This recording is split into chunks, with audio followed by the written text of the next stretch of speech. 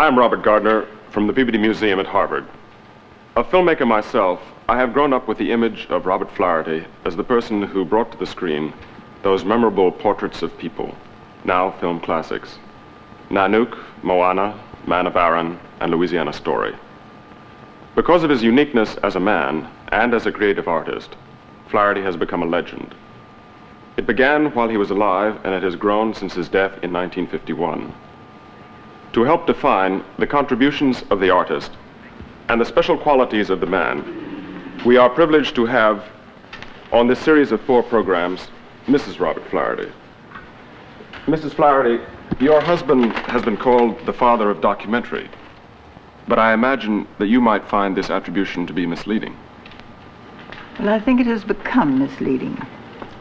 I think we've come to think of the documentary film as the 16mm film, the short film, the film for special audiences. And Bob made his films for the general audience, for he made them as features to go out on the theatrical screen. The theatrical screen was the only screen there was at that time. So you can understand that his approach would be quite different from the approach of the documentary filmmaker today. It was entirely different from the theatrical approach. Well, what was his approach then? His approach was exploratory. He was an explorer. I was an explorer first, he said, and a filmmaker a long way after. He made his first film, Nanook of the North, not until he was almost 40 years old. And he brought to filmmaking an explorer's mind and a process of discovery. All art, he said, is a kind of exploring. To discover and reveal is the way every artist sets about his business. Now, science is exploration. Its aim is discovery. Its method is exploratory. In the Flaherty films, art and science come together. The process is the same. The search is the same. A search for truth. What sort of search and what sort of truth was your husband after? He was searching for the spirit of peoples. He made 3 films all on the same theme: the spirit with which a people comes to terms with its environment. Before he made Nanook, he'd already made an Eskimo film, but he said it was a bad film.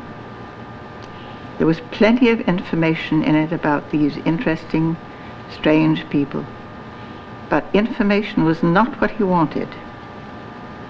I had lived with these people, he said, as one of them. For 6 years, I had shared the hazards of their daily hunt for food. Here they were, with less resources than any other people on earth, living in a country in which no other race could survive. And yet, they were happy. They were the happiest people I've ever known. My only reason for making the film was my deep admiration for these people. He knew his subject well, then? He knew his subject and loved it. No one could have known or loved it better. What he did not know, as yet, was his camera. I had learned to explore, he said. I had not learned to reveal. So he went back into the north. And he met Nanook, mighty hunter of the Idivimu tribe of Eskimo. And up there on the bleak, barren coast of the bay of Hudson Bay, halfway to the North Pole, in a one-room hut, snow-walled to the eaves in winter, with Nanook, he began his 30 years research of the motion picture camera. He took with him not only camera and film, but a developing, projecting, and printing outfit, so that he could see what he was getting as he went along, what his camera was doing, what it could do, what the nature was of this new machine. Nanook of the North is the biography of an Eskimo family through a year. You see them coming into the trading posts, bringing their furs to trade. You see them building their igloo, and then inside the igloo, sheltered from the storm, they go to sleep. Nanook is a silent film, for at that time, in 1922, all films were silent. Tell me, Mrs. Flaherty, was Nanook a commercial success? Yes, and that was the extraordinary thing about it, that a film of this kind, the first of its kind, a film of just ordinary people doing the ordinary things they do, being themselves, should have had the impact it did. Nanook died 2 years after the film was made. He died, as so many of his people do, of starvation.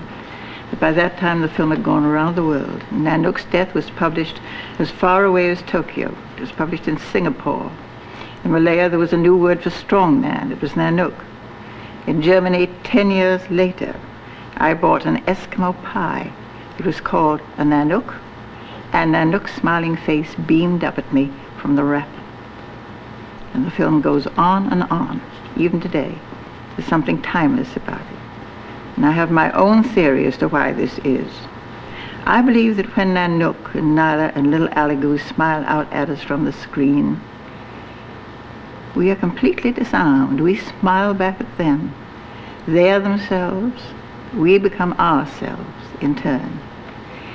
All that might separate us from these people falls away from us. In spite of the differences between us, perhaps even more because of the differences, we feel that we are one with them. And that feeling of oneness can deepen and become that profound and profoundly liberating experience we have when it comes over us suddenly that we are one with all people and with all things. But, and this is the point, let one false gesture, one hint of artificiality appear, and separateness comes again. Again, we're just looking at the people on the screen, and that whole experience of oneness, of identity, is lost. It cannot happen. It cannot be. The secret of Nanook is, I believe, in those two words, being themselves, not acting, but being. After Nanook was made, a dinner was given in its honor in New York, I believe. Yes, one of those big affairs. Because you see, Nanook was not just a new kind of film. It was a new use for the motion picture. Films like these could bring better understanding among all peoples. And the idea was that films like this should now become a public policy. And we, of course, were delighted, because it meant that a wonderful career stretched in front of us.